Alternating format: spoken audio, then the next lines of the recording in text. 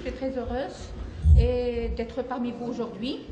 Je tiens, avant de commencer, à remercier le comité d'organisation de m'avoir honoré en m'invitant pour s'intervenir aujourd'hui.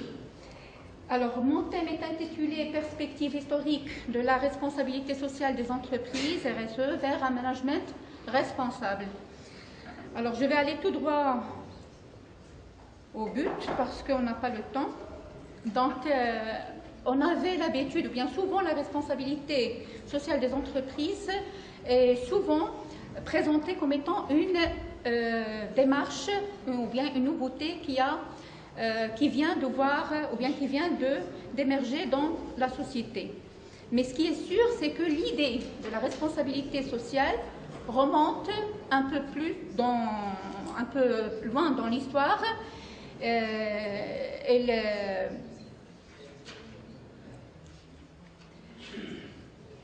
est inscrite dans un courant de recherche qui s'est constitué en Amérique du Nord en 1950 pour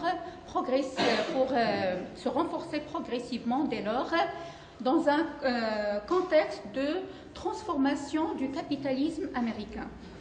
Donc la RSE, au contraire de ce qu'on a l'habitude de dire, c'est une ancienne pratique, ce n'est pas une nouveauté du tout.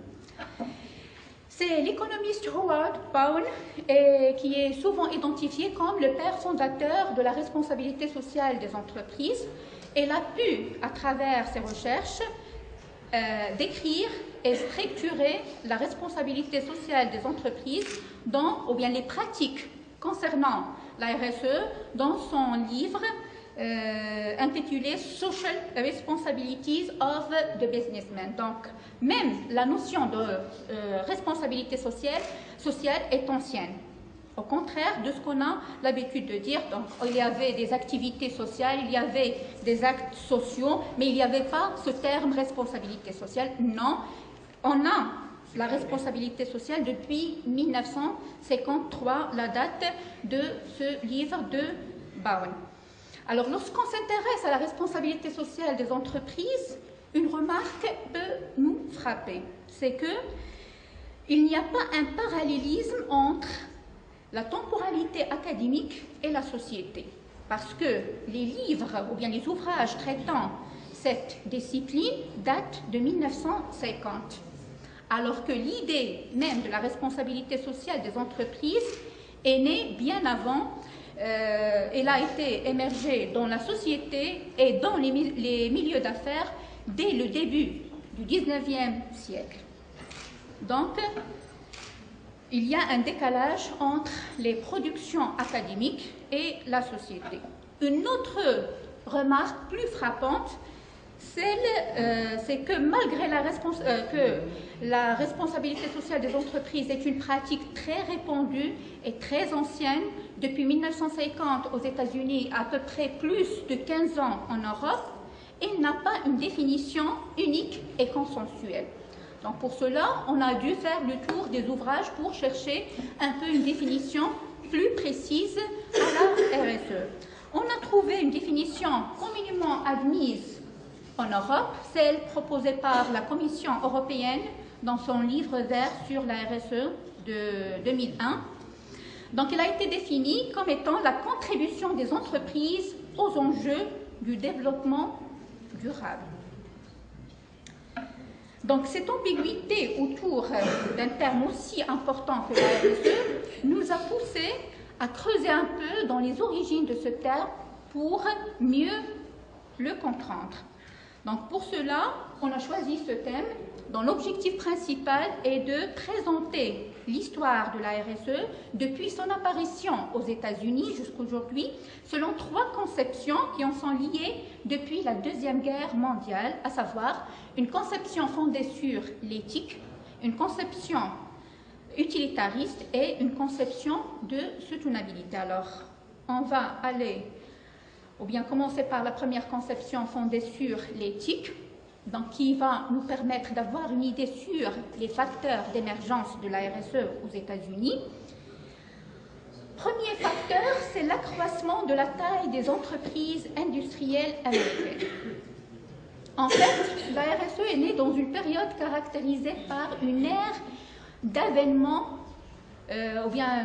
caractérisée par l'avènement d'une ère des organisateurs et par la naissance ou bien l'apparition de la grande entreprise. La grande entreprise nécessite bien sûr de nouvelles méthodes de gestion et de contrôle, d'où l'apparition de nouvelles pratiques et de nouvelles notions, parfois contradictoires avec les idéaux de liberté des initiatives, de liberté individuelle caractéristiques de la société américaine. Le deuxième facteur, la séparation entre propriété et gestion d'entreprise. Donc cette séparation avait pour objectif de diminuer un peu l'effet des actionnaires sur les dirigeants. Donc les actionnaires sont devenus des individus comme les autres et l'entreprise est considérée comme une institution à part entière, redevable vis-à-vis de la communauté dans son ensemble. Donc ici, on peut, ou bien à partir de là, on a relié la RSE à la gouvernance. Troisième facteur, l'émergence de business schools américains. Donc ces écoles avaient pour objectif de transformer progressivement la figure du dirigeant. On a travaillé sur le dirigeant. Donc l'idée de la responsabilité managérielle est aussi ancienne, ce n'est pas une nouveauté.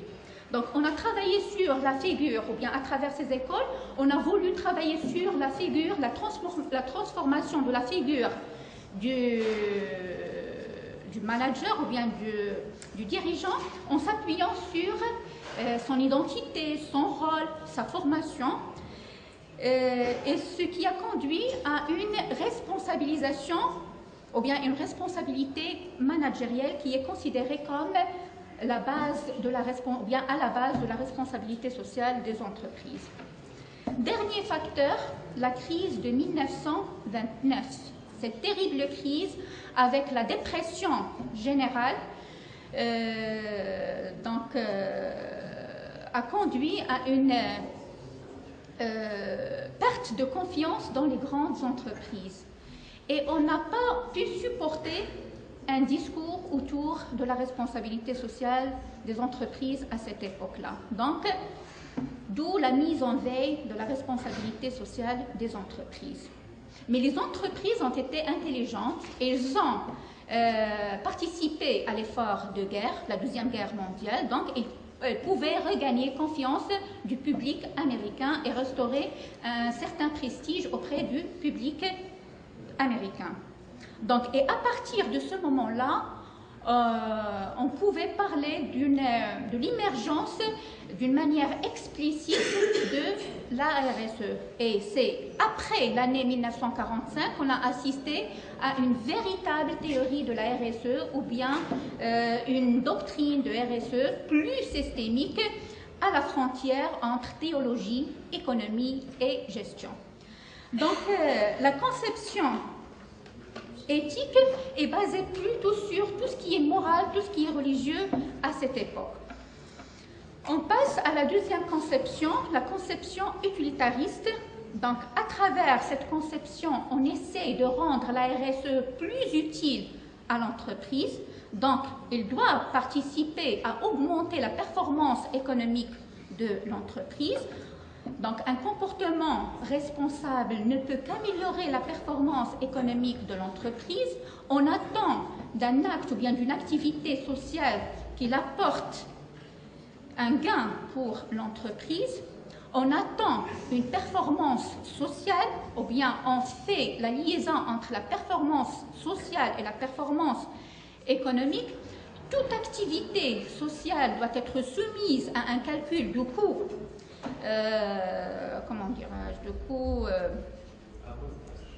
avantage, voilà.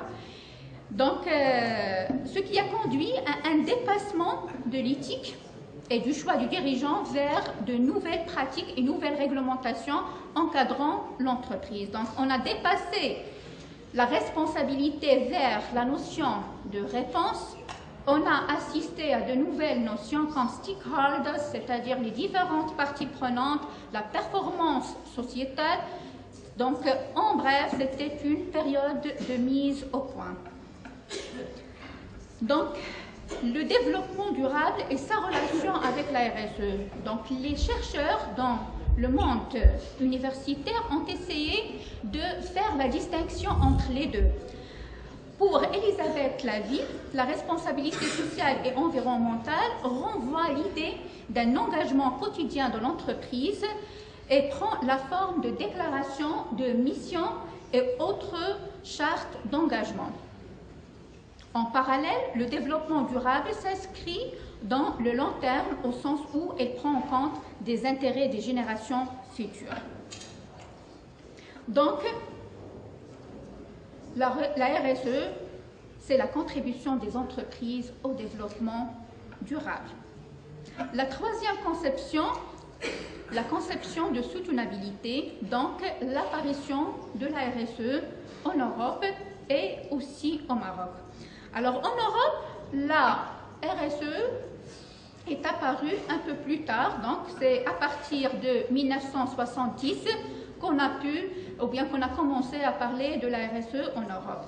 Donc en 1990, plutôt en 1970, c'était la conception utilitariste. Donc en 1990, on a commencé à parler de la RSE en Europe avec l'incorporation des impératifs environnementaux dans les discours et les pratiques de la RSE. Donc ce courant soutient l'idée selon laquelle l'entreprise doit contribuer au développement durable. Donc le courant de soutenabilité présente donc une nouvelle conception de la RSE loin de la conception éthique. Donc au lieu de réagir par rapport aux événements, donc on doit agir avant. Donc, au milieu des années 1990, une notion explicite de RSE axée sur la cohésion sociale, relativement récente par rapport aux États-Unis, a été diffusée dans l'Union européenne. Cette conception a surtout commencé à se développer après la conférence de Rio 1992, qui a popularisé la notion de développement durable. Donc, la période de soutenabilité, c'est l'apparition de la notion de développement durable surtout. Donc, contrairement à la conception utilitariste aussi, cette conception dénie, c'est-à-dire la conception de soutenabilité, dénie à l'agrégation des parties prenantes la légitimité d'incarner l'intérêt général ou le bien public. Au Maroc, la RSE a été importée, il n'a pas été créée. Donc, plusieurs événements ont été à l'origine de l'apparition de la RSE au Maroc. Donc, parmi ces événements, on peut citer l'introduction des filiales des multinationales qui étaient à l'origine de l'impulsion de la RSE au Maroc pour la première fois, donc avec l'ouverture des marchés, avec la globalisation, la mondialisation, etc. Donc, l'entrée des filiales des multinationales a importé avec elle un certain nombre de pratiques, un certain nombre de notions. Entre autres, on avait la RSE, la responsabilité sociale des entreprises. Autre voie de l'introduction de la RSE est représentée par les entreprises appartenant, ou bien des entreprises nationales, mais dont les activités sont fortement dépendantes de multinationales et de clients étrangers exigeants en matière de RSE. Et là, je cite l'exemple de secteur de textile. La troisième voie par laquelle se diffuse la RSE est celle de la coopération internationale, l'assistance technique et le conseil en management. Dès 2005, lors des intégrales de l'investissement, Sa Majesté Mohammed VI incite les entreprises et investisseurs à intégrer des objectifs et indicateurs de responsabilité sociale. Donc, à travers son discours, j'ai là un extrait du message de Sa Majesté. La responsabilité sociale des investisseurs a pour pendant et pour condition la responsabilité sociale des entreprises. À cet égard, nous suivons avec intérêt et satisfaction l'action des entreprises marocaines qui se vont volontairement engagées dans cette voie. Donc, puisqu'il a été importé, on a dû préparer un environnement propice pour la mettre en œuvre. Donc voilà un certain nombre d'actions entreprises pour mettre en marche la responsabilité sociale de l'entreprise au Maroc. Donc au niveau du cadre législatif, on a assisté en 2004 à la publication d'un nouveau code du travail qui vient renforcer le rattachement aux droits humains et aux conventions internationales du travail. En plus, un mouvement de normalisation, donc ces normes concernent particulièrement le management des aspects sociaux et l'audit social. Le Maroc a intégré aussi la commission francophone de la préparation de la norme ISO 26000 sur la responsabilité sociale et l'INDH, l'Initiative nationale de développement humain, initiée par le roi Mohamed VI en mai 2005, qui avait pour objectif, ou bien qui a pour objectif de lutter contre la pauvreté dans le cadre d'un programme pluriannuel associant l'ensemble des parties prenantes sociétales et avec un financement spécifique additionnel aux dépenses sociales budgétaires à hauteur de 10 milliards dirhams pour les 5 années suivantes. Depuis 2007 aussi, la CGEN, le patronat, décerne un label RSE. Aujourd'hui, on a 69 entreprises qui sont labellisées et la certification est vérifiée régulièrement. On a des entreprises qui ont déjà perdu. Vigeo, premier expert européen de l'analyse, de la notation et de l'audit conseil des organisations, dirigé par Nicole Nota, salué en 2014, 8 entreprises marocaines, toutes cotées à la bourse de Casablanca pour leur performance concrète en matière de RSE. Donc il s'agit de la BNCE Bank, Cosumar, Lavarche, Le Sieur, Guidec, Managem, Maroc Télécom et la société métallurgique militaire, filiale du groupe Managem. Donc pour conclure, on peut dire que la RSE, qui est souvent liée à la performance globale de l'entreprise, c'est une nécessité aujourd'hui. Donc, les entreprises doivent être conscientes du risque encouru à ne pas se saisir de ces nouvelles responsabilités. Donc, si on n'arrive pas à protéger notre environnement,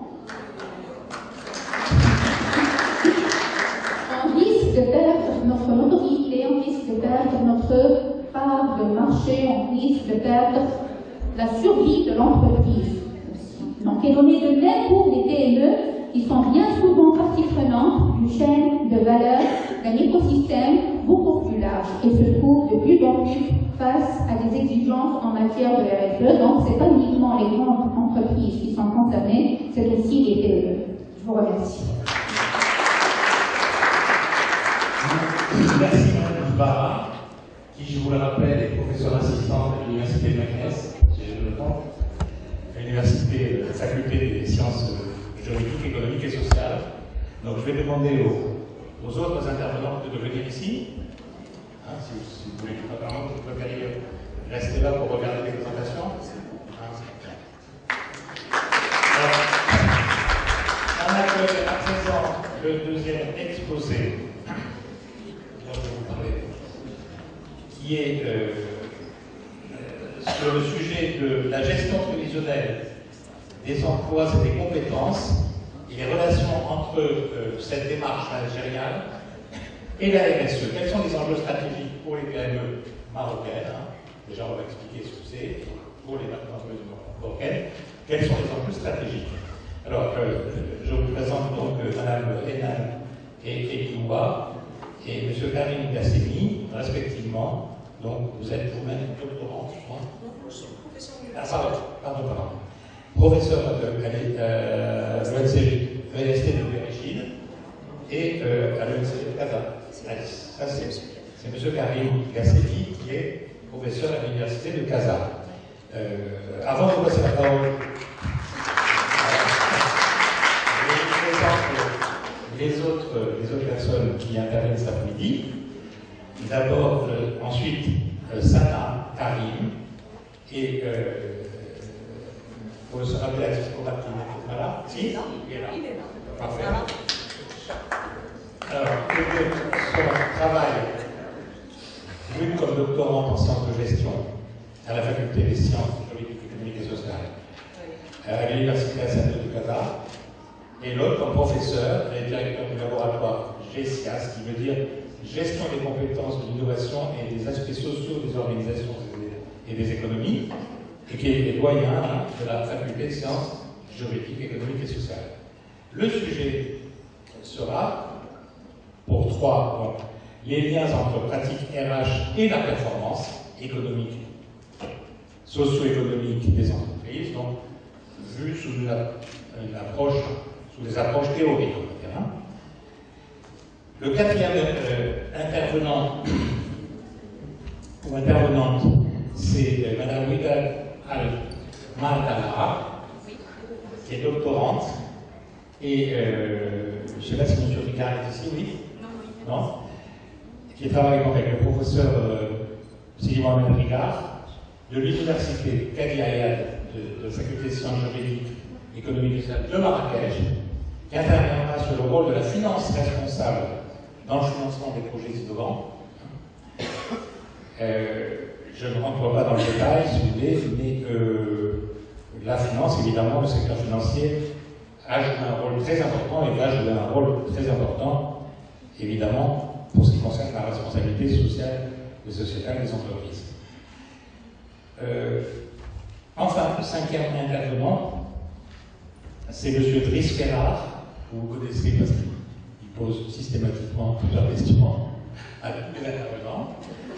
Il est consultant-chercheur, mais des questions très intéressantes. Enseignant, consultant senior et chercheur, qui va lui concentrer son attention à la fois au travers d'une réflexion approfondie et d'une belle enquête de terrain, riche apparemment, sur l'émergence d'un modèle marocain de management des ressources humaines. Quelle réalité? Ce seront donc les propos de M. Ferrar, qui passera donc pour clôturer cet atelier. Donc, voilà, donc c'est la deuxième intervention, je le répète, c'est Enan Elioua, l'ESCG Gaza, l'ESCG Chine.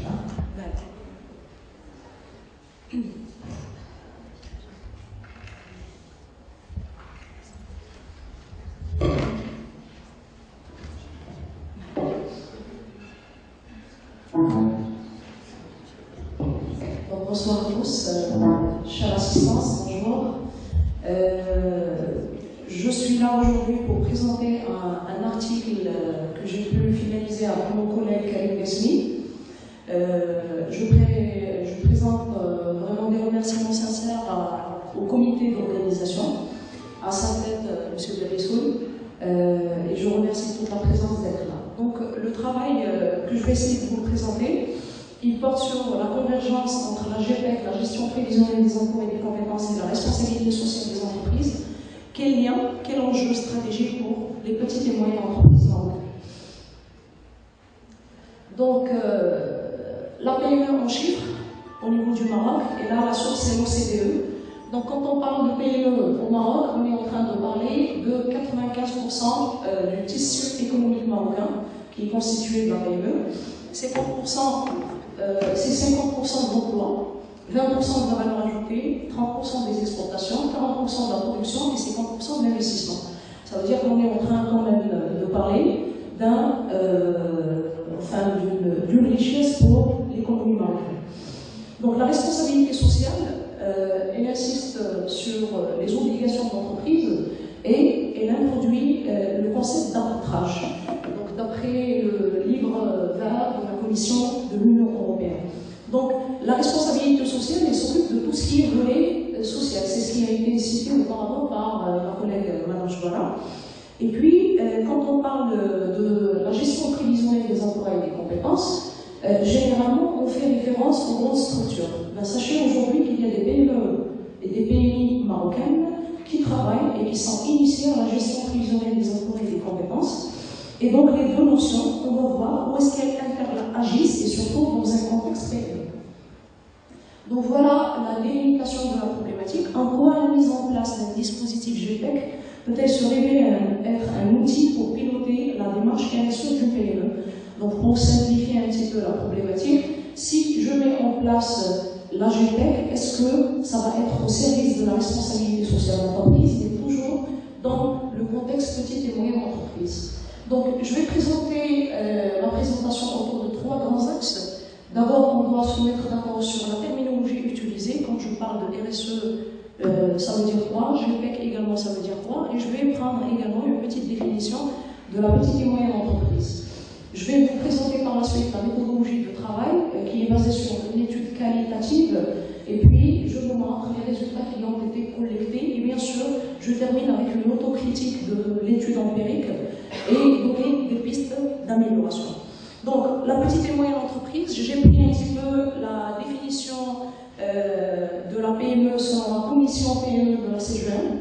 On parle d'une structure dont le chiffre d'affaires pardon, le chiffre d'affaires est entre 3 millions et 175 millions de dirhams et un nombre d'employés inférieur à 200 salariés. Donc, deuxième caractéristique d'entreprise, c'est qu'on est en train de parler d'un dirigeant qui est le propriétaire de la PME, c'est-à-dire en même temps il est gérant et l'apporteur de capital. Si jamais il y a d'autres actionnaires, ça va être des personnes qui appartiennent à la sphère familiale du dirigeant, c'est-à-dire soit c'est la famille extrême ou bien de proximité du dirigeant. Et puis bien sûr, un autre critère, on est en train de parler de la polyvalence des salariés. Ça veut dire en quelque sorte, on recrute des salariés qui sont multitâches. Quand on parle de la gestion prévisionnelle des emplois et des compétences, elle consiste à planifier et faire coïncider les emplois et les besoins d'entreprise avec les carrières des collaborateurs.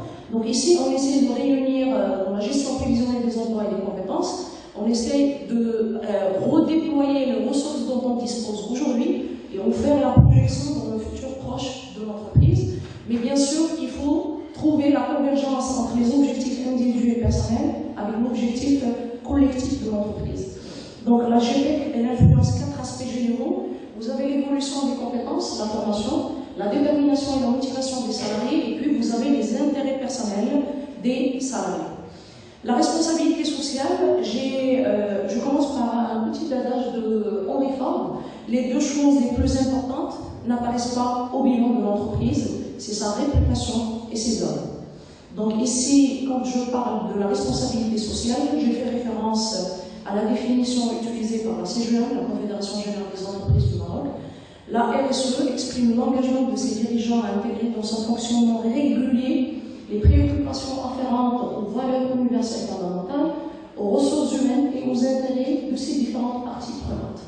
Donc, RSE, RH, ici je vais un petit peu citer le rôle des ressources humaines dans la responsabilité sociale de l'entreprise. Jusqu'à maintenant, à chaque fois qu'on parle de RSE dans les petites et moyennes entreprises, ça va être le responsable des ressources humaines qui s'en occupe. Donc, positivement, beaucoup plus, on va dire que c'est le directeur des ressources humaines qui le fait. Donc, le responsable des ressources humaines doit avoir une capacité à orienter et intégrer les principes de la RSE dans l'entreprise, faire le lien entre les 3 volets de développement durable, qui sont économiques, sociales et puis environnementales. Et puis, il doit dépasser les défis, enfin, jouer un petit peu sur les défis qui remontent à la surface, y compris la formation, la gestion des compétences et la carrière.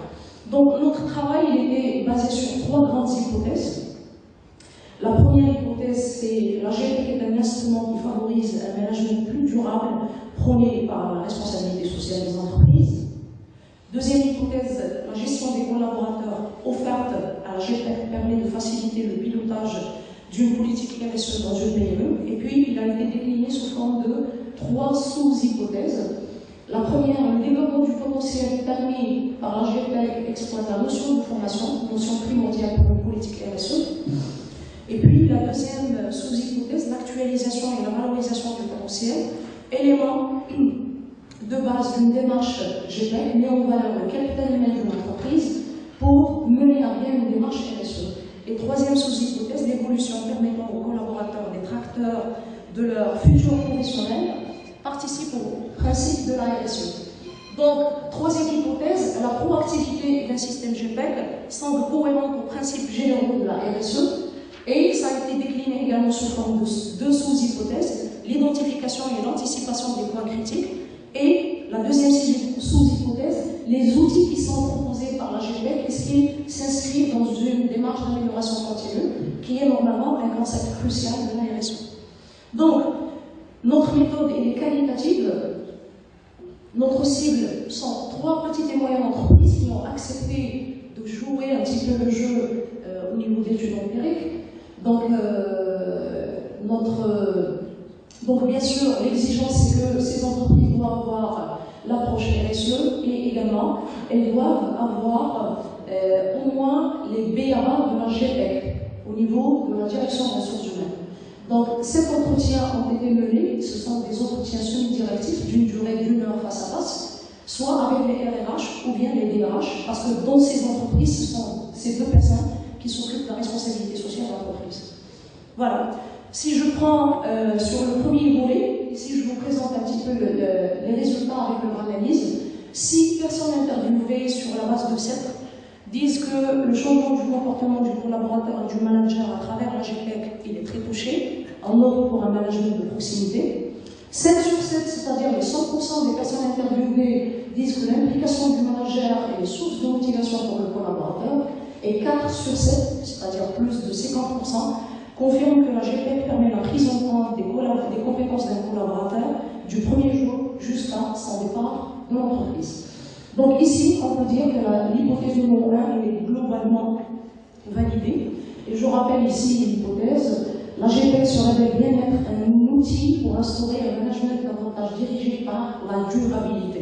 Donc quand j'intègre, ici pour faciliter un petit peu l'hypothèse, c'est qu'une fois j'ai la GPEC, je peux dire que l'entreprise a une vision sur le long terme, ça veut dire qu'elle essaye de retenir, de rendre les choses durables, c'est-à-dire que le personnel, on essaie de le fidéliser, de le retenir dans l'entreprise.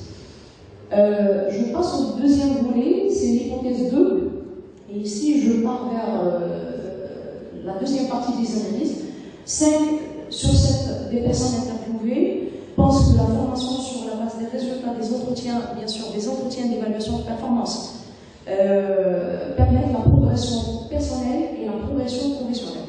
Et 7 sur 7 considèrent que l'implication du collaborateur dans le processus de la formation, c'est-à-dire surtout dans la partie détection des besoins, il est intéressant dans l'approche GPEC. Et donc ici, l'hypothèse 2A est validée. La formation du personnel dans une PME sera facilitée par un dispositif GPEC. Toujours dans l'hypothèse 2, deuxième partie, c'est-à-dire deuxième sous-hypothèse, 6 sur 7 des personnes interviewées considèrent que la cartographie des compétences, plus bien sûr la présence des collaborateurs en mesure de transmettre leurs compétences. On parle ici un petit peu du transfert de la partie knowledge management. Et 5 sur 7 considèrent que la valorisation des acquis par expérience sont considérés comme une traçabilité des acquis en compétences. Donc ici, la deuxième sous-hypothèse est validée. Valorisation et actualisation du potentiel. Dans une démarche RSE et GPEC, la GPEC, elle le facilite. Toujours dans l'hypothèse 2, mais ici c'est la troisième sous-hypothèse, 5 sur 7 des personnes interviewées considèrent que le collaborateur devient acteur dans son plan de carrière. Donc ici, on ne parle plus d'un plan de carrière qui est imposé par l'entreprise, mais ici, on parle beaucoup plus d'une auto-gestion de carrière. Excusez-moi.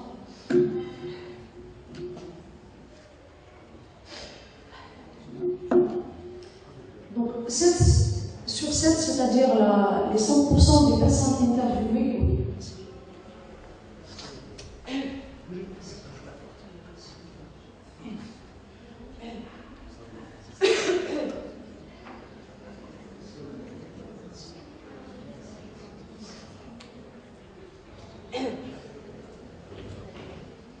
excusez-moi, j'ai un rhume aigu. Donc 7 sur 7, c'est-à-dire les 100% des personnes interviewées, considèrent que la mobilité interne est associée au dispositif GPEC. Et donc la troisième partie de l'hypothèse numéro 2 est validée, qui considère que l'évolution de carrière dans une PME sera soutenue par un dispositif GPEC. Donc je passe vers... voilà.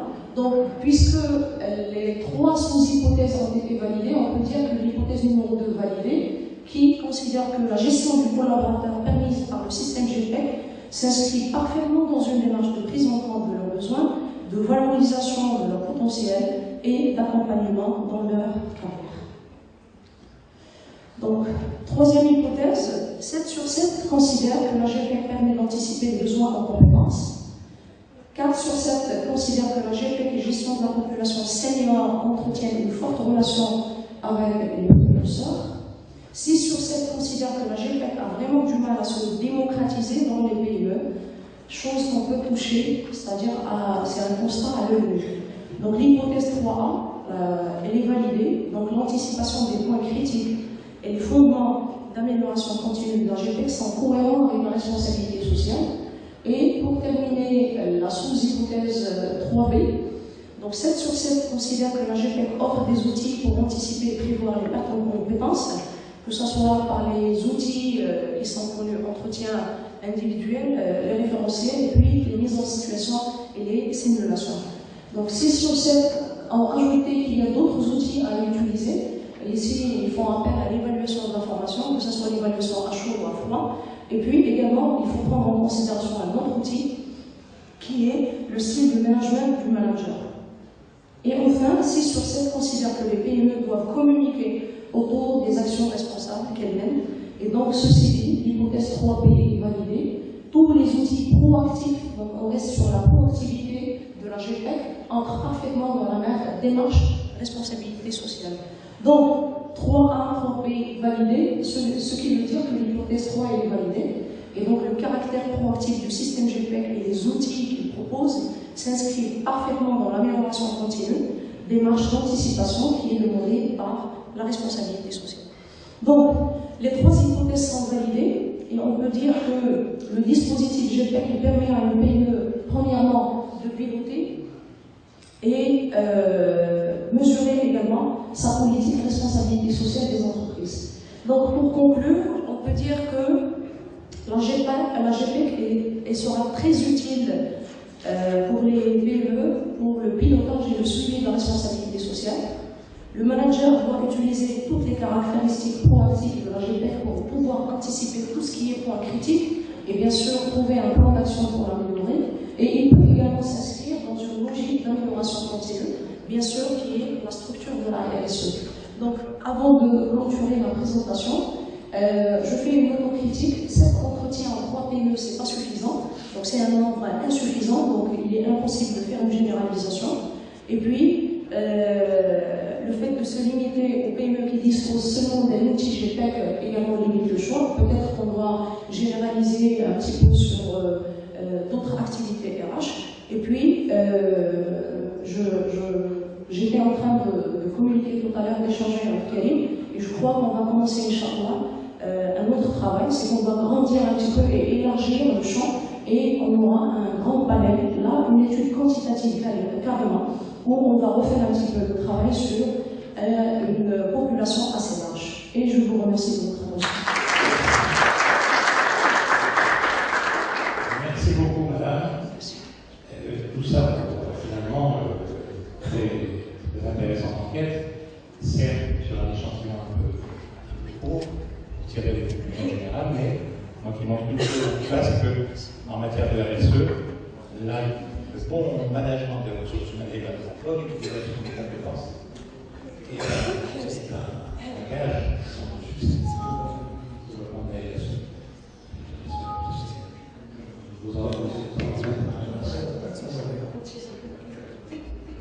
Alors, à présent, et je vous présente Mme Sana Karim et M. c'est Mme Sana Karim qui va parler sur les pratiques RH et la performance socio-économique des entreprises. Sous l'angle théorique, sa démarche est de montrer théoriquement ce qui se passe en matière de relations entre les pratiques de RH et les performances économiques des entreprises. Vous avez la parole. Merci. Bonjour tout le monde. Je tiens tout d'abord à remercier RSO et les féliciter pour cet événement réussi qui est en train de s'imposer comme un rendez-vous incontournable des professionnels et des chercheurs. Et j'ai le plaisir d'être aujourd'hui parmi vous et de vous présenter la synthèse du parti de mes recherches doctorales concernant le lien entre les pratiques ressources humaines et la performance socio-économique des entreprises marocaines. Plusieurs chercheurs se sont intéressés à ce lien et donc ils ont mené plusieurs études et mobilisé plusieurs théories afin d'essayer d'éclairer cette relation qui est une véritable boîte noire. Donc ces approches théoriques ont néanmoins fait l'objet de plusieurs limites et critiques et ont suscité un grand débat. Loin d'aspirer à clore ce débat, aujourd'hui l'objectif de notre communication est d'essayer de présenter les fondements théoriques des trois principales approches les plus citées et utilisées à ce propos et de présenter quelques études empiriques qui ont fait recours à ces théories comme base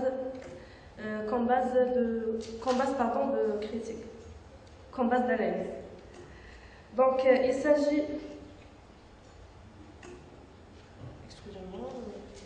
il s'agit notamment de trois approches.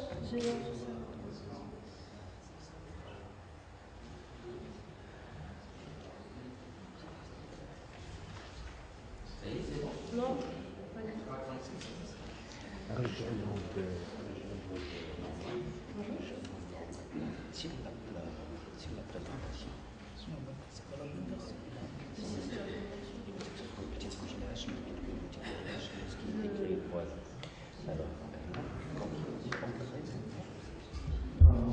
Problème technique.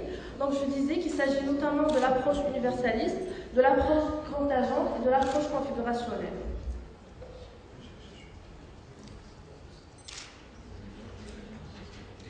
Cette première approche consiste dans le fait que certaines pratiques ressources humaines, appelées bonnes pratiques, ont un effet significativement plus positif sur la performance de l'entreprise, indépendamment du contexte au sein desquels elles sont introduites. Les partisans de cette approche, ils essayent d'étudier le lien entre une pratique RH prise individuellement et la performance de l'entreprise. Si ce lien est positif, ils concluent que c'est une best practice ou ce qu'on appelle une pratique universelle.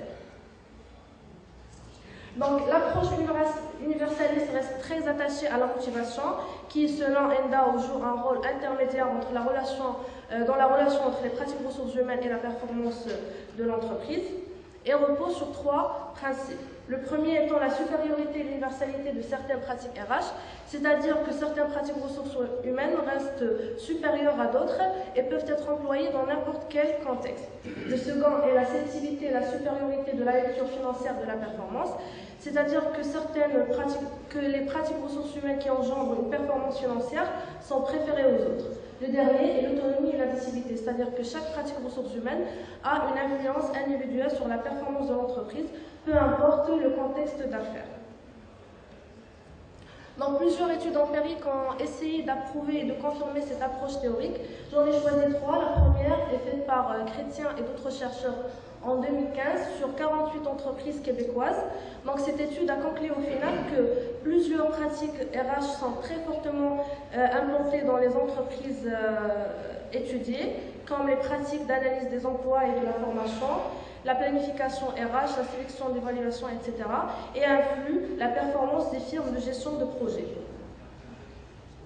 La deuxième étude faite par Liouville et Bayat en 1995 est faite sur 271 PME françaises et elle conclut aussi que les entreprises qui réalisent une meilleure performance économique sont celles qui ont une forte orientation qualitative de la gestion des ressources humaines. C'est-à-dire que ce sont les entreprises qui n'ont pas peur d'investir dans les pratiques ressources humaines. La dernière que j'ai choisie, c'est celle qui a été menée par l'auteur Endau en 2012 sur 60 entreprises sénégalaises, donc on passe à un autre continent, et qui conclut aussi que les entreprises peuvent se concentrer sur les pratiques RH capables de favoriser la performance de l'entreprise en passant par la motivation et donc pour prouver justement le lien des pratiques ressources humaines avec la productivité et la rentabilité selon leurs propres impératifs. Donc, peu importe l'option que l'entreprise peut adopter, au final, on trouve que les pratiques ressources humaines influent la performance économique et financière de l'entreprise. Donc, Il y a d'autres chercheurs, par contre, qui ont quand même contesté cette première approche en disant qu'on ne peut pas miser sur une pratique universelle sans pour autant prendre en compte le contexte culturel de l'entreprise. Donc vient alors la deuxième approche qui est l'approche contingente. Cette approche, elle dit que les pratiques ressources humaines, pour qu'elles soient efficaces, doivent s'aligner avec d'autres facteurs de contingence de l'organisation. Il s'agit notamment de la stratégie de l'entreprise, qu'il faut donc aligner les stratégies RH à la stratégie globale de l'entreprise et prendre aussi en compte l'environnement de son application. Donc, cette théorie mène à étudier dans quelle mesure une variable contingente peut influencer le lien entre une variable dépendante et une variable indépendante. Dans notre cas, on essaie de voir justement que la variable contingente qui influence le lien entre les pratiques ressources humaines et la performance est la stratégie d'affaires.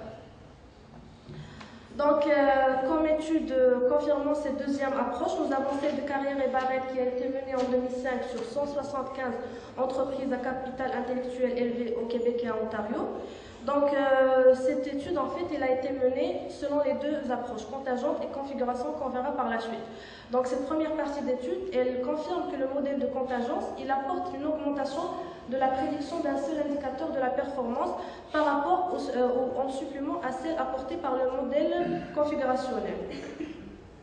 Une étude menée par Fabi et d'autres chercheurs en 2010 sur 182 PME canadiennes, elle explique aussi qu'en associant les pratiques ressources humaines au processus de recherche et développement et de technologie de fabrication de points, l'entreprise peut dynamiser ces deux processus-là et augmenter par ce fait sa productivité et donc sa performance socio-économique.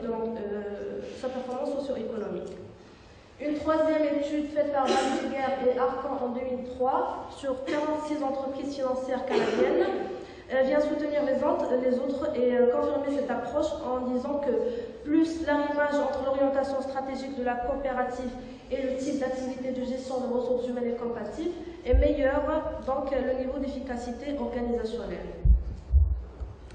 Donc néanmoins, on trouve aussi d'autres chercheurs qui ne sont pas d'accord avec cette approche contingente et qui contestent toujours le fait que les pratiques ressources humaines sont prises de façon individuelle. Donc vient alors la troisième approche configurationnelle qui vient compléter les deux premières et qui dit que les pratiques ressources humaines, lorsqu'elles sont considérées dans un système cohérent, elles ont un effet plus élevé sur la performance de l'entreprise que lorsqu'elles sont considérées individuellement. Donc là, on parle de l'effet de synergie, c'est-à-dire quand on considère les pratiques ressources humaines dans un ensemble cohérent, on obtient plus d'effets sur la performance que lorsqu'on les considère de façon séparée. Donc cette approche repose sur trois principes. Le premier, c'est le principe holistique, c'est-à-dire qu'il y a un effet de synergie entre les différentes pratiques ressources humaines et que chaque élément de l'ensemble prend ces informations des autres et agit sur eux en même temps. Le deuxième principe est celui de l'agrégation de typologies en partant des types idéaux, c'est-à-dire qu'on n'est pas dans un rituel inchangeable, mais qu'on est juste face à des profils idéaux qu'on peut et que l'entreprise doit desquels l'entreprise doit se rapprocher justement pour augmenter sa performance. Le dernier principe est celui d'équifinalité, c'est-à-dire qu'on peut obtenir des résultats identiques même si on emploie des configurations différentes. Donc, l'étude de Barreau-Didier, Guerrero et Galette en 2003, faite sur 180 entreprises françaises, vient justement essayer de confirmer cette approche configurationnelle en employant un concept qui est très original, c'est le concept de grappe. C'est-à-dire que ces auteurs-là ont décidé, au lieu d'étudier l'impact de chaque pratique RH sur la performance organisationnelle, ils l'ont fait dans un premier temps, mais ils ont quand même considéré cet ensemble de pratiques dans un ensemble cohérent qu'ils ont appelé grappe. Ils ont vu l'effet de cette grappe sur la performance socio-économique de l'entreprise. Donc au final, ils avaient raison, parce que l'effet des pratiques ressources humaines, quand elles sont prises de façon cohérente dans un système cohérent, ils ont plus d'effets que s'ils sont considérés de façon individuelle. Excusez-moi. Donc, une autre étude faite par Arcan et Valdegger en 2005 aussi, sur 46 entreprises canadiennes. Donc, celle-ci, elle a confirmé le deuxième principe, c'est-à-dire qu'elles ont conclu que plus les entreprises adoptent des stratégies RH qui ont été vues dans la théorie, plus ils maximisent leur performance. Donc, ces entreprises-là se sont rapprochées de ce qu'on a appelé les profils idéaux. Oui, voilà, donc j'arrive à la conclusion. Et donc, je dirais qu'avec ce travail de recherche, nous avons dressé un cadre théorique donc, pour justement étudier l'impact des pratiques ressources humaines sur la performance de l'entreprise. Donc, en traitant les fondements théoriques des trois principales approches citées et utilisées à ce propos, en citant leurs limites et en présentant les principales études qui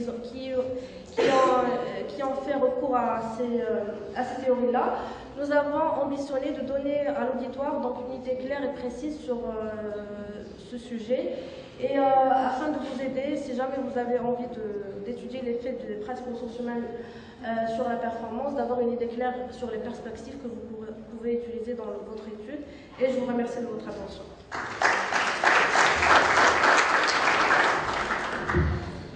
Merci beaucoup, madame.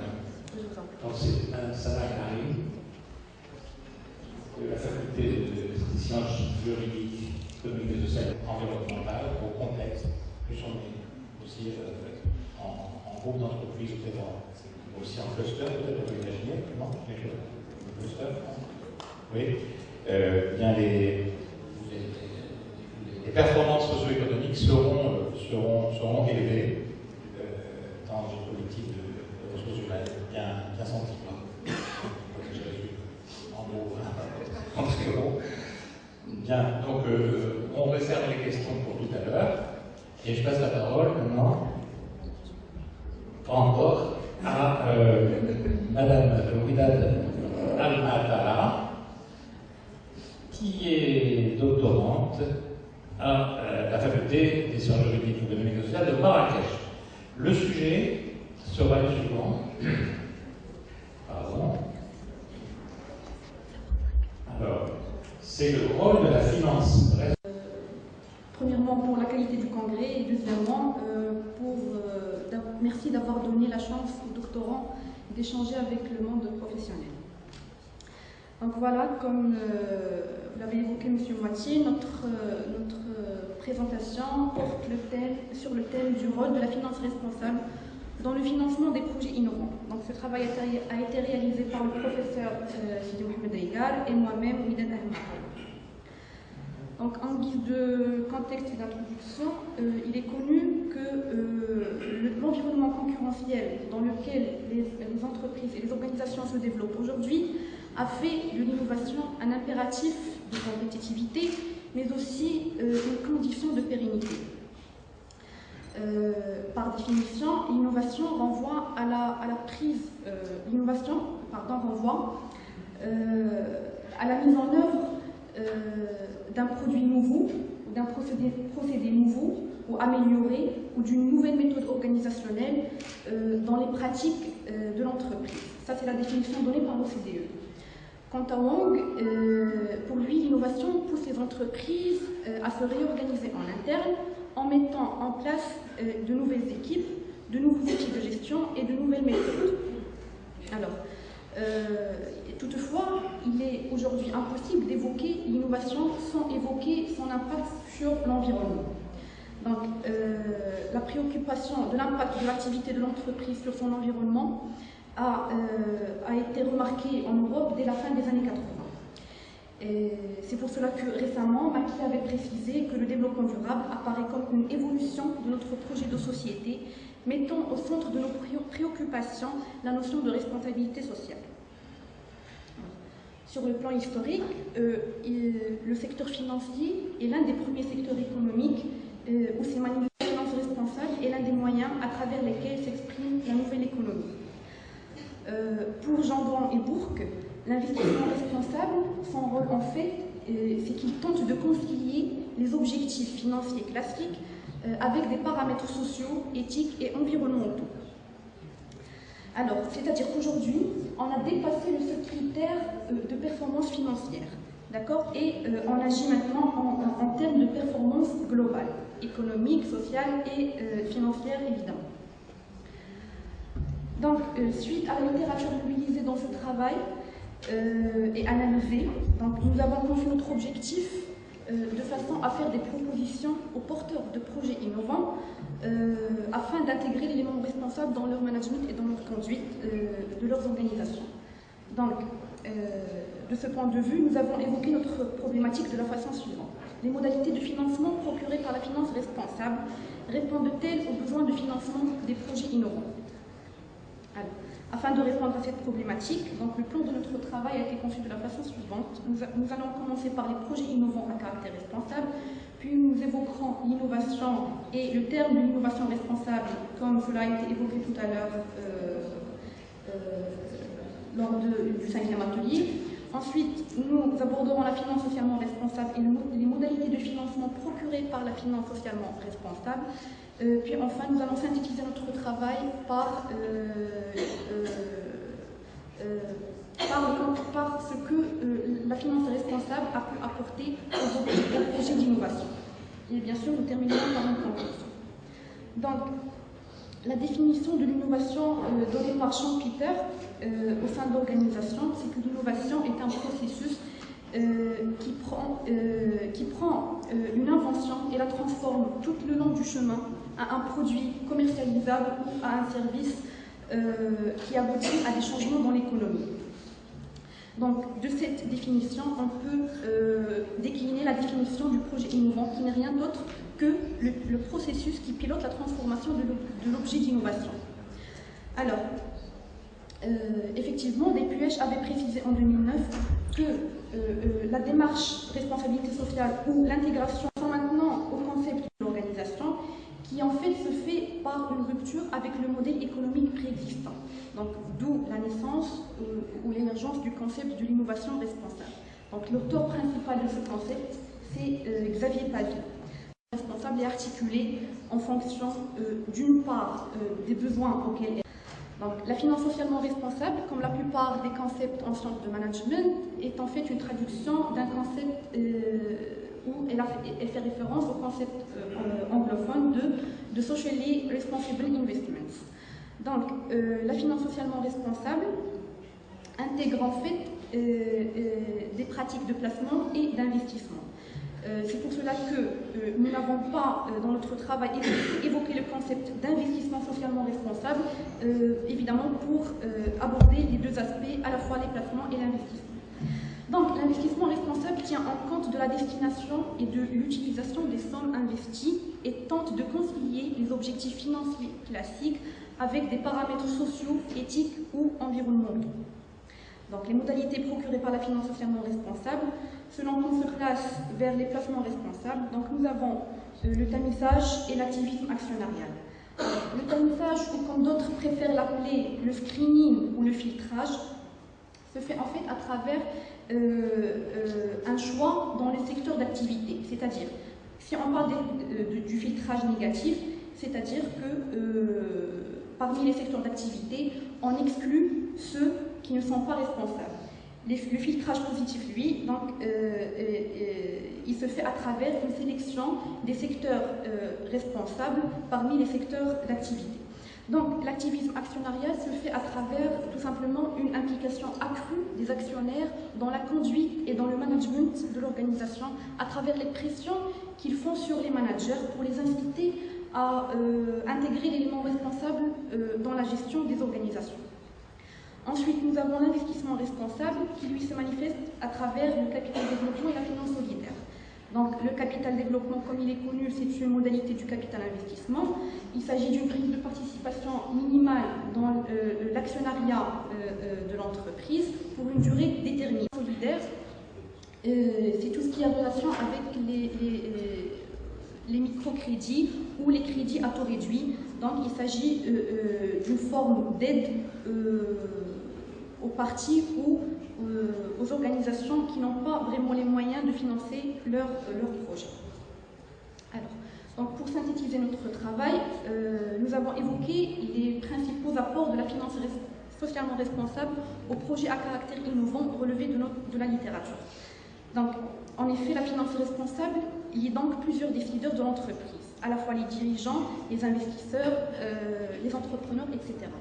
Donc, sur le plan théorique, ceci a été évoqué grâce à la théorie des parties prenantes, qui, selon son part, elle agit sur l'entreprise et pour la théorie des parties prenantes, le rôle de l'entreprise est de concilier les intérêts contradictoires des groupes qui sont en relation avec elle. Donc, la théorie des parties prenantes se présente comme une tentative de fonder une nouvelle théorie de la firme intégrant son environnement afin de dépasser la vision classique de la firme qui se fixe comme unique objectif la maximisation du profit financier. Ensuite, les mouvements de la finance socialement responsable et de la responsabilité sociale des entreprises font en fait font partie des innovations en émergence, comme cela a été évoqué par Bourque et Seymour. Donc, les PME à projets innovants peuvent aussi avoir accès au financement externe par le biais des sociétés de capital risque et de capital développement selon sa dynamique. La finance responsable ne prend pas en compte le facteur de rentabilité financière comme condition centrale du retour sur investissement. Donc, elle se veut compatible avec les caractéristiques des projets ou des actifs innovants. Les investisseurs éthiques jouent donc sur l'appât du profit des entreprises pour les rendre elles-mêmes plus éthiques et donc intégrer dans la conduite des entreprises des éléments responsables. C'est ainsi que la finance responsable propose donc des recettes de financement adaptées aux caractéristiques des innovations en général et des innovations responsables en particulier. Alors, pour ce congrès et pour ne pas rester en fait uniquement sur la théorie et sur la littérature, donc nous sommes, dans notre recherche, nous sommes en phase d'exploration du terrain, mais quand même j'ai décidé, et nous avons décidé d'évoquer un petit peu un apport sur les données secondaires qui ont déjà investi ou réinvesti au Maroc pour un total de 686 millions de dirhams. Donc ce n'est pas des fonds responsables, ce sont des fonds de capital investissement. Par contre, nous avons pu enregistrer une absence de fonds socialement responsables proprement dit. Sauf qu'il y a des acteurs responsables, comme c'est le cas de la CDG, qui est en fait la grande pionnière dans le domaine de l'investissement socialement responsable. C'est le premier organisme à avoir établi son rapport social. Et à l'image de la CDG, nous avons aussi la BSE et Tijari Wafa Bank qui sont très actifs dans ce domaine. Alors, en fait, nous avons pu relever un exemple type des modalités procurées par la finance socialement responsable, qui est l'exemple de l'espace Bidaya. Donc, l'espace Bidaya, en fait, il a été créé à l'initiative de l'incubateur français, le comptoir de l'innovation, dont l'objectif est de promouvoir l'entrepreneuriat social en France. Donc, cet incubateur a créé l'espace Bidaya au Maroc, et il a pour objet de contribuer au renforcement des dispositifs d'accompagnement des entrepreneurs sociaux au Maroc. Donc, en fait, il est destiné aux entreprises d'une catégorie très spécifique, qui sont les entreprises en amorçage, innovantes et à fort potentiel et impact social et environnemental. Donc, l'espace Bidaya est déjà actif et il a pu sélectionner 6 startups. Donc, en guise de conclusion, je dirais qu'une organisation adoptant une démarche de développement durable se place dans une situation d'innovation stratégique. Donc, cela a été confirmé par Asselineau, Piré Le Chalard en 2009. Donc, le tournement vers le paradigme de la responsabilité constitue donc des champs d'opportunités pour les organisations et pour les porteurs de projets innovants. Donc, il y a un certain alignement des projets financés à la stratégie du fonds ou de l'acteur responsable qui va financer ces projets. Ensuite, les projets d'innovation à caractère durable se voient tout à fait compatibles aux formes de financement procurées par la finance socialement responsable et l'analyse des résultats, donc en perspective de recherche, l'analyse des résultats empiriques qui sera déterminée par la suite va nous donner une idée plus pertinente sur le degré de pertinence des modalités de la finance socialement responsable dans le financement des projets d'innovation. Donc voilà, ma présentation est à sa fin. Je vous remercie pour votre attention. Merci beaucoup, madame.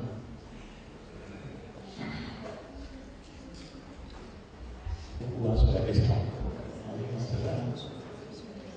Donc, on vous remercie pour votre intervention. Donc, on préserve les questions pour tout à l'heure. Et là, j'annonce donc le management responsable. Quel est le modèle de pratique de MNH en contexte marocain? C'est M. Driss Ferrar.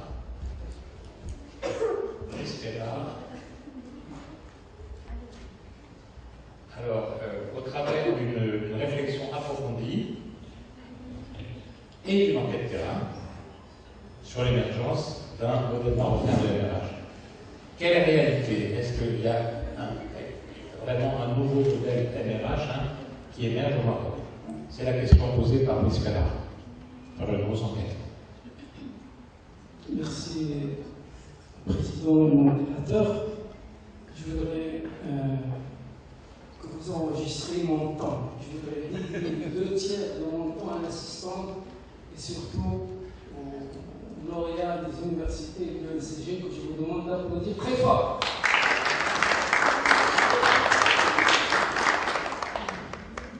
Je dis et je fais une remarque que d'un intervenant ce matin, on n'est pas assez généreux, donc je le démontre.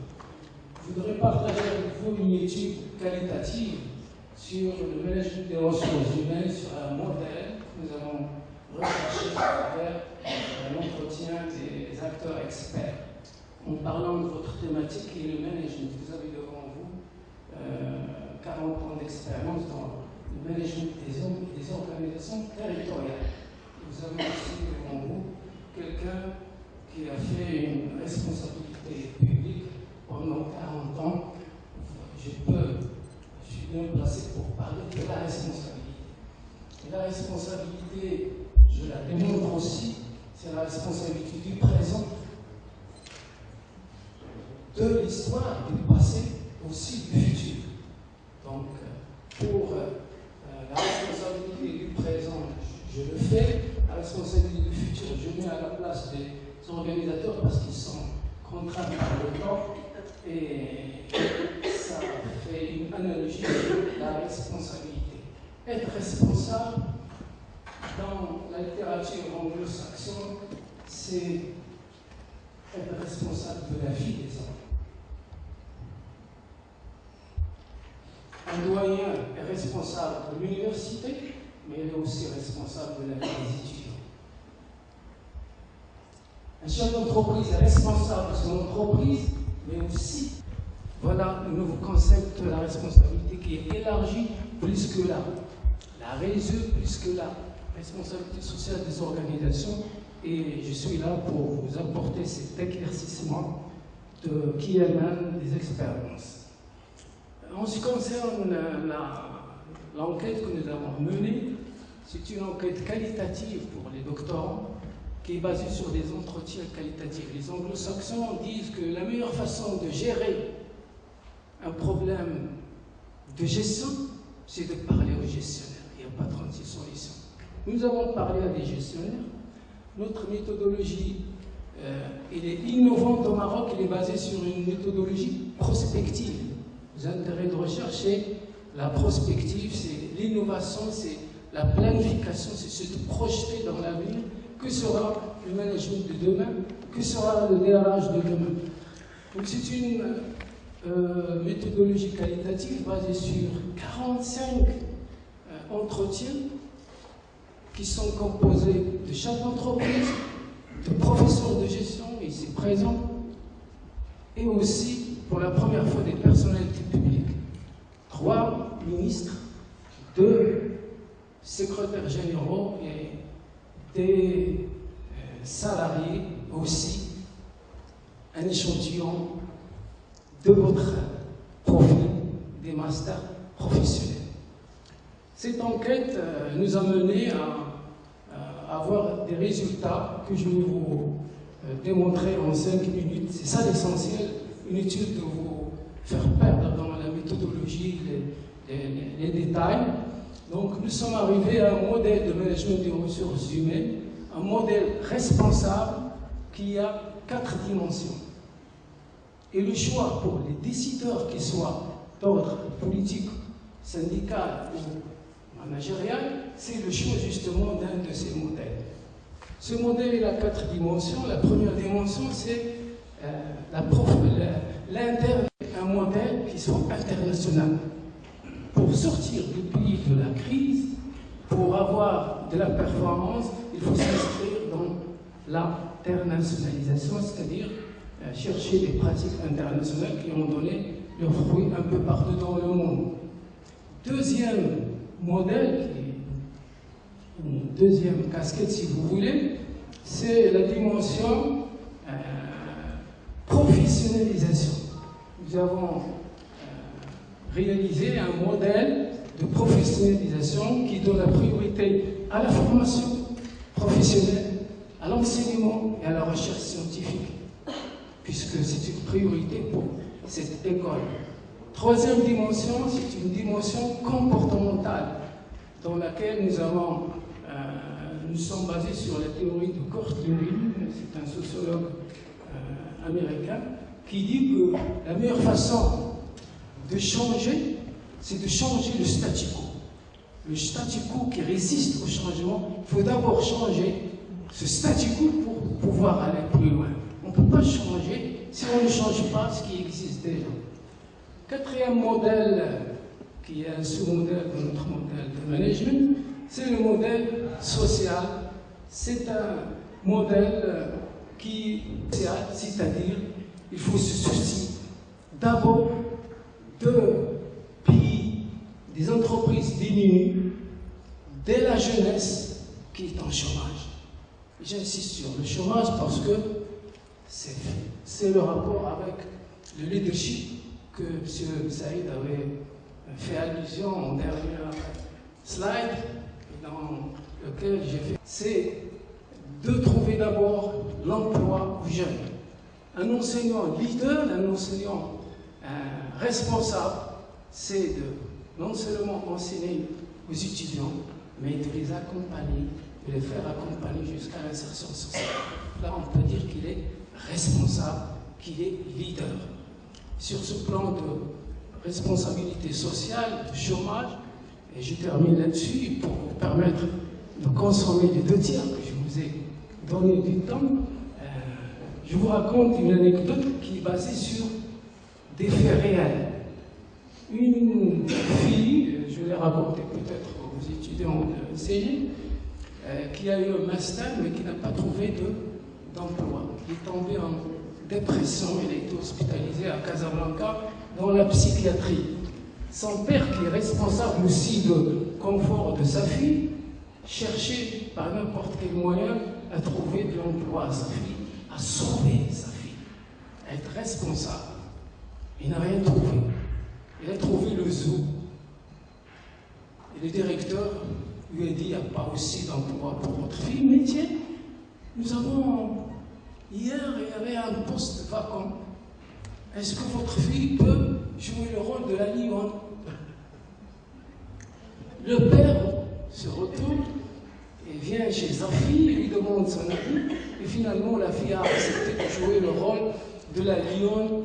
Et dans le zoo, plusieurs semaines, la fille a trouvé un emploi, jusqu'au jour où le gardien a oublié de fermer la grille entre le lion et la lionne, et le lion s'approche de la jeune fille qui jouait le rôle de la lionne. La fille trembla, le lion s'approcha doucement et ouvre sa bouche et lui dit, ne t'inquiète pas, moi aussi en chômage, je suis ingénieur d'État. Je vous remercie.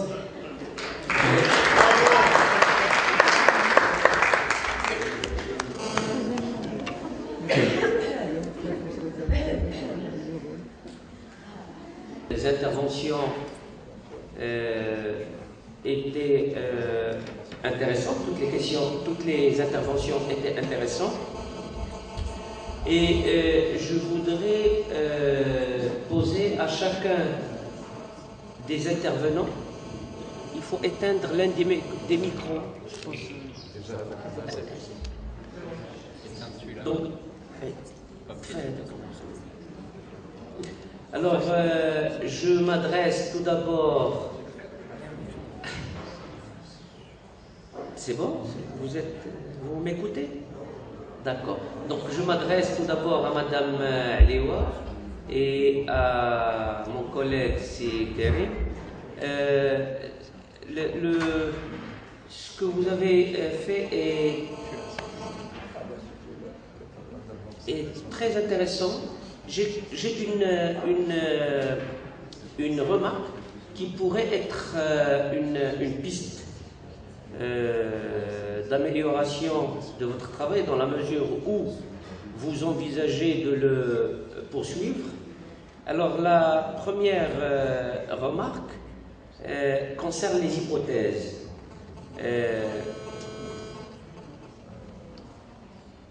Bien sûr qu'elles sont importantes sur lesquelles il faut travailler, c'est-à-dire que s'agit-il d'hypothèses théoriques ou plutôt d'hypothèses empiriques, parce que les deux approches peuvent être appréhendées. Ça, c'est le premier point. Le deuxième point concerne la validation des hypothèses, et là je ne rentre pas dans la taille de l'échantillon parce que je la considère comme non importante. Par contre, ce que je considère comme important, c'est la façon dont on a validé les hypothèses. C'est-à-dire, c'est vrai que c'est qualitatif, etc.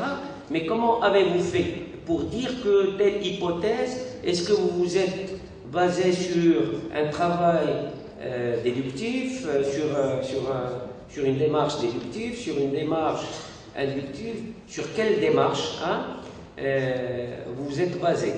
Et la troisième remarque qui est d'ordre, c'est-à-dire qui rentre dans le cadre de cette amélioration, c'est de considérer ce premier travail comme un travail, à mon sens, d'exploration à mettre à l'amont du travail à venir.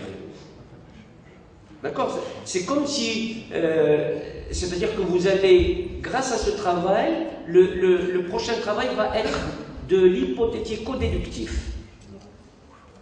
C'est-à-dire que vous pouvez vous baser sur des théories existantes en les corrigeant par ce travail empirique fort intéressant, parce que je le trouve très intéressant, parce qu'une heure d'entretien avec un chef d'entreprise n'est pas une mince affaire. C'est vraiment du travail sérieux. Et donc de le considérer comme un travail qui va peut-être contextualiser des travaux théoriques auxquels vous allez faire référence dans l'article à venir. Alors pour les deux autres, intervenantes, j'ai c'est la même question, mais chacune dans son domaine, dans son article. Donc elle peut placer ma question dans son article. Quand on fait un travail de recherche de ce genre, c'est vrai qu'il faut se référer à la théorie, c'est très bien, vous l'avez fait, toutes les deux, chacune dans son domaine, mais il y a également des thèses, certainement des thèses, qui se sont faites sur le même sujet. Il y a certainement des études empiriques qui se sont faites sur le même sujet, et il n'est pas inintéressant de faire référence dans le cadre de la recherche documentaire à ce genre de travaux. D'accord? C'est-à-dire que, oui, la théorie, il faut y faire référence, mais également tous les travaux empiriques et toutes les thèses qui ont été faites sur le sujet, il faut également les consulter et enrichir la théorie que vous avez exposée par ce genre d'études et de travaux. Voilà. On va continuer à prendre quelques questions, peut-être on répondra tout à l'heure. Donc, avez-vous des questions, s'il vous plaît? Empirique, où je n'ai pas entendu parler d'études scientifiques. Si on considère que la RSE est un produit, je fais juste des simulations, et que vous, les enquêteurs et les chercheurs, par exemple, vous êtes des marketeurs. C'est comme on a l'impression de faire la promotion de la RSE B2B, c'est-à-dire c'est des professionnels qui parlent à des professionnels.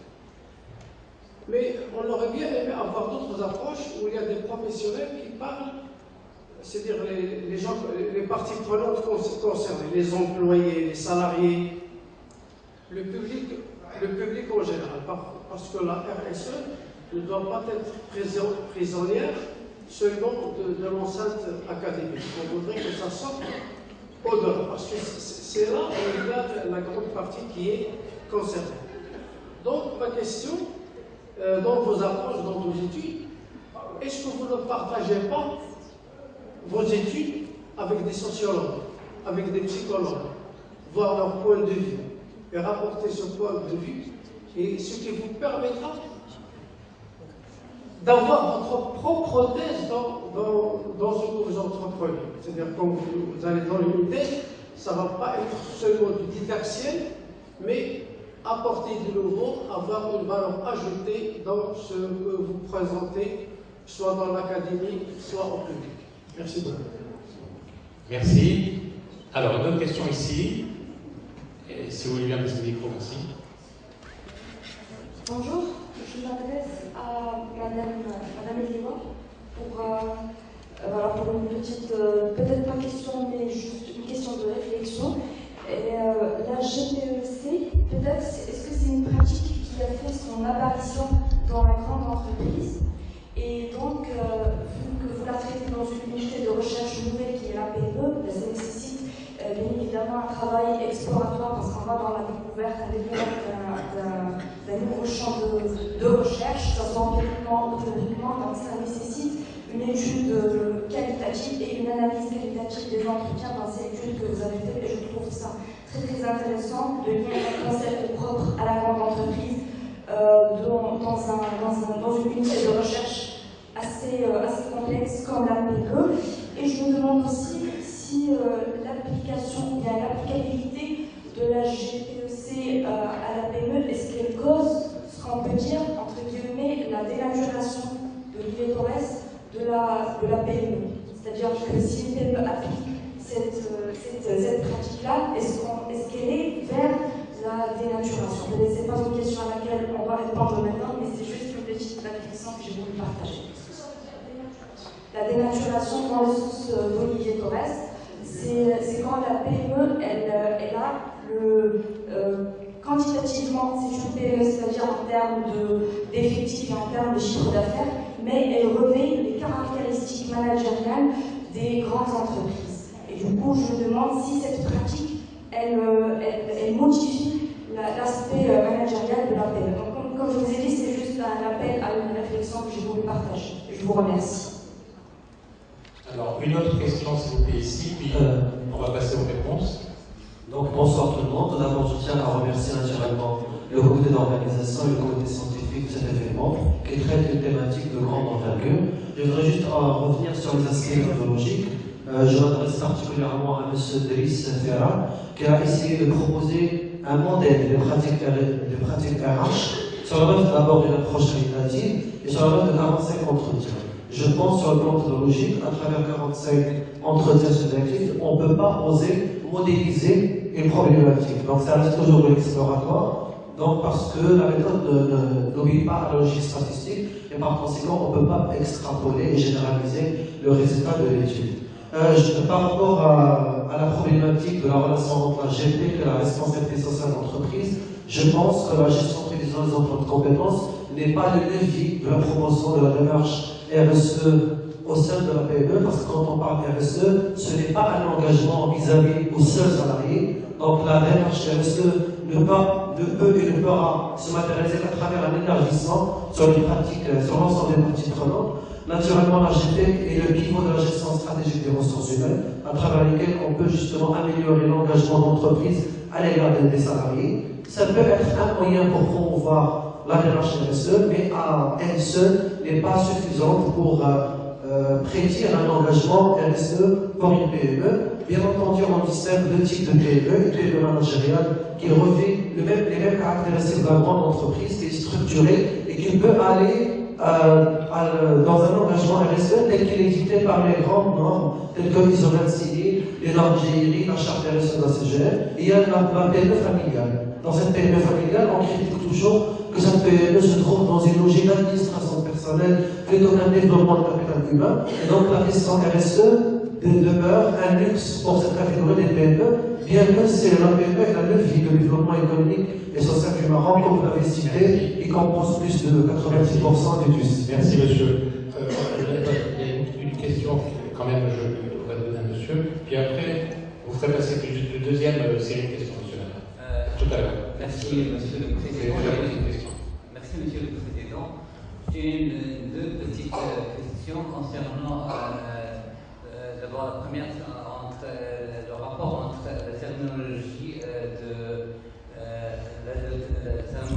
la société de management responsable par rapport à cette bibliographie d'évolution, ça veut dire l'introduction pratiquement comme un concept de la recherche dans les universités.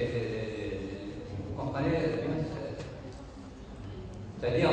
Attends, vous pouvez reformuler s'il vous plaît la question, c'est est-ce qu'on peut dire que la terminologie, ça veut dire la définition de la management responsable par rapport à cette évolution, parce que finalement, l'un des... Par rapport à quoi? La définition de la RSE par rapport à... La terminologie par rapport à la bibliographie, ça veut dire l'historique l'historique de l'émergence de cette management responsable. Est-ce que ce rapport influence, ça veut dire l'introduction de ce rapport sur le plan pratique? La deuxième question, c'est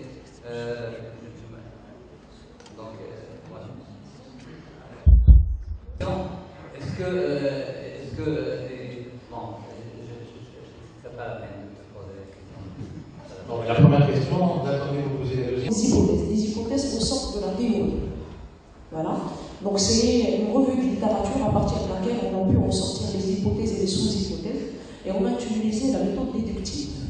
Donc par rapport à l'étude quantitative qui sera avancée très bientôt, ça va être l'hypothético-déductive.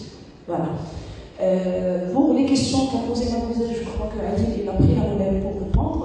Donc les PME, aujourd'hui, quand je parle de la gestion prévisionnelle des compétences, donc je ne parle pas d'un outil immense, mais beaucoup plus c'est une culture, on va dire, dans la fonction RH.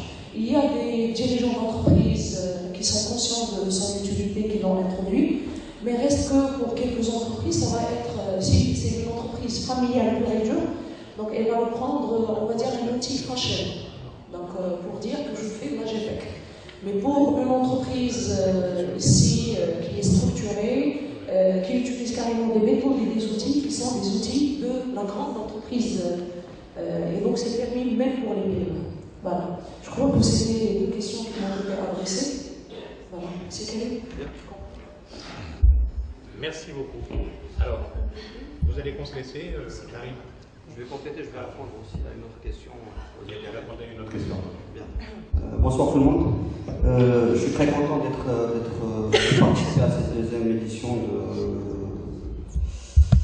de cet événement qui est très très important, dont le Maroc a besoin. Donc, sans présenter l'association RSE, donc maintenant il est connu et je suis persuadé que l'année prochaine ça sera mieux et elle va se développer, Inch'Allah. Maintenant, revenons au cas bien précis et je vais répondre aux questions en complémentarité avec ce qu'avait dit ma collègue, professeur Agoua. Premièrement, la première partie a été traitée avec, dans le jargon, on va dire, de recherche méthodologique, l'analyse thématique du contenu.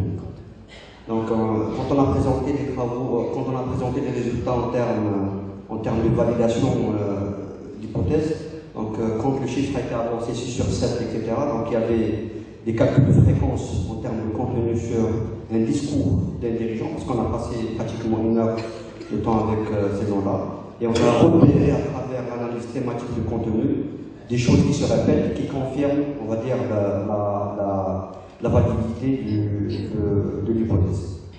Bien sûr, tout l'aspect méthodologique a été posé dans un sens d'y aller vers une étude à double phase, une phase d'étude exploratoire, se basant essentiellement sur des entretiens subdirectifs, avec un questionnaire qui a été établi, et qui fait le lien entre, on va dire, l'AGPEC et la RSE, mais en termes internes. La deuxième étape, c'est la partie quantitative, et là il y aura toute la dimension, on va dire, du questionnaire, l'échantillonnage, la problématique, etc., pour traiter d'une manière statistique les éléments qui ont été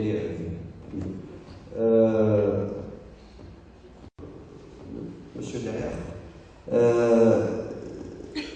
Il faut savoir que toutes les études qui sont menées par des chercheurs, forcément il y a une pluridisciplinarité quelque part. Donc vous avez parlé de psychologue, sociologue. Il faut savoir que toutes les bases théoriques qui ont été édifiées dans un monde de domaine de gestion, ils viennent des sciences humaines, essentiellement de la sociologie, psychologie, sociologie de groupe, etc. Donc tout ça, donc il y a une forte dimension dans ça. Et dans un article qui se respecte scientifiquement, vous allez voir qu'il y a une base de revue littérature. Et dans la revue littérature, vous n'allez pas uniquement avoir des choses en gestion, mais des choses dans des domaines d'activité connexes, là où on va puiser réellement pour expliquer le comportement, pour expliquer la variable, est-ce qu'elle est bonne, est-ce qu'elle n'est pas bonne, etc. Maintenant, c'est vrai, quand on présente ça comme ça, le B2B n'existe pas. Je ne vais pas parler des choses qui ne sont pas. Parfait. Uniquement pour aborder ce sujet-là, quand vous avez parlé, monsieur, de B2B en termes de présentation, sachez très bien que par la suite, si on veut donner une connotation de représentativité réelle de l'étude qui a été faite, vis-à-vis d'un directeur général, vis-à-vis de quelqu'un qui pratique la RSE, le fait de lui dire qu'il y a un lien intime entre pratique RH, exemple GPEC ou une pratique de motivation, et la RSE, ça va donner chez lui une initiative pour pouvoir travailler sur ce lien. Mais toujours, il y a une complémentarité entre un monde académique et un monde professionnel. Parfois, le monde professionnel a une grande vitesse, on va dire, en termes de vulgarisation de concepts, etc., qui n'est pas rattrapable par le monde académique et ainsi de suite. Mais sachez très bien que la pluridisciplinarité existe toujours et elle est le fondement de base dans une équipe de recherche. On ne peut pas travailler sans sociologue, on ne peut pas travailler sans psychologue. Il y a même parfois des équipes là où on retrouve des domaines d'activité qui vont vous sembler peut-être loin, très loin, comme on va dire la géographie, l'histoire, etc., pour expliquer justement, parce qu'avec une seule vision, on n'a pas, on n'a pas la possibilité de pouvoir expliquer un thème qui est aussi vaste. La RSE, c'est un thème qui est aussi vaste, et là on peut avoir énormément de choses dans le domaine d'explication sur ça, et la recherche fondamentale, dans son apport fondamental, elle va agir dans ce sens. Voilà. Donc j'espère que j'ai répondu à la question. Merci beaucoup, professeur Yassine. Alors, madame, sur la partie finance. Le rôle de la finance socialement responsable. Donc, je vais d'abord répondre à la question de M. Bressoul. C'était plutôt une remarque. Donc, je vous donne d'abord raison. Il faut présenter un état de l'art des travaux qui ont été faits, empiriques et théoriques sur le sujet. Donc, cela a été fait dans le travail, dans l'article que nous avons présenté, mais bien sûr, sauf que dans la présentation, nous avons essayé d'être bref d'abord et plus pertinent pour aller droit au but et donc répondre à la problématique que nous avons posée. La question qui a été posée par le monsieur, donc, je pense que le professeur vous avait tout dit, mais je vais rajouter quand même que le regard du sociologue, il est très important pour le chercheur en sciences de gestion, même si on est dans la même discipline, les sciences sociales. D'accord. Et donc, évidemment, chaque fois qu'on a besoin du sociologue, on fait appel à lui pour enrichir plus donc, nos constats. Et puis, votre deuxième remarque, c'était qu'il fallait faire ressortir les concepts RSE au monde professionnel. Donc je pense que ce congrès est la preuve que la RSE n'est pas restée dans le monde académique et que ça fait 3 journées d'échanges que nous parlons de la RSE dans les entreprises et dans le monde professionnel. Donc je pense que je vais passer la parole. Voilà. Merci. Merci. Donc nous allons répondre aux questions concernant vous l'avez noté. Après, je passerai la parole à M. Félix-Ferrand qui a répondu aussi aux questions qu'on a posées. Et nous intervenons avec les questions car il faut absolument qu'on fasse une pause maintenant de manière à pouvoir prononcer la clôture et faire un petit bilan complet de 2 journées. Voilà. D'accord, merci. Je vous remercie pour vos remarques et questions. Je commencerai d'abord par répondre à M. Belizoun. En fait, justement, dans notre article, nous avons fait un recensement de toutes les études faites dans ces approches-là et aussi de certaines thèses qui ont travaillé sur le même thème que nous, comme par exemple celle de Enda qui a été menée en 2012 au Sénégal, et justement ça nous a permis de consolider les fondements théoriques que nous avons dressés de ces approches-là et de s'inspirer de ces différentes études justement pour mener la nôtre prochainement. Pour répondre à la deuxième question, est-ce qu'on ne partage pas nos études avec les psychologues et les sociologues, etc. Je dirais que pour une thèse doctorale, il faut savoir que la thèse doctorale est inscrite dans le temps. Donc, on doit impérativement suivre une méthodologie scientifique, donc, et devoir justement cibler notre étude pour que ça soit efficace. On ne peut pas nous permettre d'étudier plusieurs volets, donc à la fois économique, à la fois en gestion, à la fois en psychologie, parce que sinon, au final, nous aurons parlé vainement. Mais voilà, c'est pour ça qu'on ne peut pas se permettre ça. Je crois que c'est la totalité des questions qui m'ont été adressées. Si vous permettez, il y avait une question qui a été posée par M. Chakraoui. Oui. Saïd Chakraoui, il avait posé une petite question tout à l'heure qui nous a été adressée. En fait, quand on parle, je crois que c'est dans son modèle, il a parlé du configurationnel, et donc c'est une approche systémique. Ça veut dire quand je parle de la responsabilité sociale, il se rapprocher un petit peu par toutes les activités RH. Isoler la GPEC, ce n'est pas un seul outil qui peut résoudre le problème, non, c'est l'ensemble des outils en cohérence, en interconnexion qui peuvent agir sur la réseau. Voilà, merci. Voilà. Félix Ferrand, tenez. Peut-être vous pouvez reformuler. C'est parce qu'on l'a pas bien entendu. Honnêtement, monsieur, je fais de l'empathie. Personne ne vous comprend, moi je vous comprends. Donc, vous parlez, c'est qu'on fait tabra sur les personnes intéressées. C'est vrai qu'on a fait un colloque ou une conférence de gestion des ressources humaines. Ce sont les professionnels des gestions de ressources humaines qui sont présents. Mais les autres partenaires ne sont pas présents. Et cette remarque du terrain, puisque nous sommes du terrain, je l'ai fait traduire dans le monde universitaire et à Marrakech, j'ai fait la même remarque en parlant des défis des ressources humaines. Les défis du management des ressources humaines, c'est de parler aussi à différents acteurs.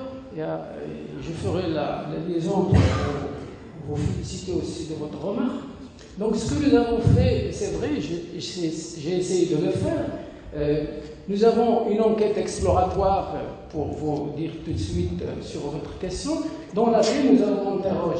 Votre échantillon est diversifié dans le secteur d'activité et dans la profession et le profil, plus le résultat ou le modèle qu'on va parler, on va vous répondre tout à l'heure, est plus réaliste.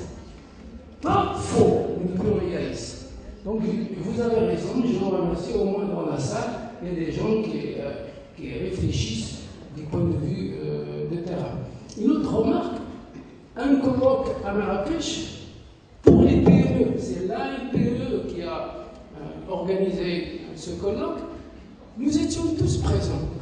Et quand j'ai posé la question comme vous, où sont les PME? Le colloque a été fait pour les PME et aux gens intéressés. Je vous remercie. Vous avez devant vous quelqu'un qui vous comprend, puisqu'il est du terrain. Justement, j'allais compléter ma question en m'adressant spécialement pour vous. Et si on me donne la parole. D'accord. Et sur l'autre question, oui, méthodologie, tout ça, puisque vous le dites, nous n'avons pas tout le temps raison. C'est vous qui avez raison. Parce que vous vivez le terrain. Et je dis aux masters, aux gens, aux salariés, les chercheurs, les enseignants, comme les pères, ils sont des responsables, ils sont loin de la réalité. Ils tiennent la réalité et la vérité. Mais sur le plan méthodologique, c'est vrai aussi, aucune recherche dans le monde, quelle que soit la taille de l'échantillon étudié, ne peut se prétendre à vous donner un modèle ou une réalité, ou refléter la réalité des interviews. Donc nous avons essayé, en diversifiant les acteurs, des sociologues, je ne vais pas parler de sociologues, des journalistes. On a fait une enquête exploratoire avant cette enquête qualitative de 45 acteurs experts. Cette enquête concernait 13 chefs d'entreprise et 24 salariés. Pour répondre à M. Demiseux, des fois dans les recherches, il vaut mieux commencer par tester vos hypothèses ou une recherche exploratoire avant de se lancer dans votre problématique. Donc vous avez raison, mais le modèle que nous avons développé, c'est un modèle qui va aider les décideurs, puisque, que vous l'appelez modèle ou scénario, dans la réunion de groupes d'acteurs, d'experts, on l'a appelé des fois scénario, on s'est mis d'accord pour l'appeler un modèle pour rester justement sur la modélisation. Et un scénario, ça s'inscrit dans la stratégie. On voulait s'éloigner de la stratégie, bien que notre méthodologie prospective, c'est une méthodologie stratégique. Donc vous avez raison, et nous ne détenons pas la vérité. Si vous n'acceptez pas le modèle, on vous respecte. On vous respecte parce que fil ikhtilafi rahman. Et quand il y a une diversité d'opinions et de réflexions, c'est que le pays peut avancer. Et on compte sur vous, les jeunes. Nous, c'est une génération qui est avant Y, mais le monde, le pays a besoin de la génération Y, que je vous demande d'applaudir encore une fois.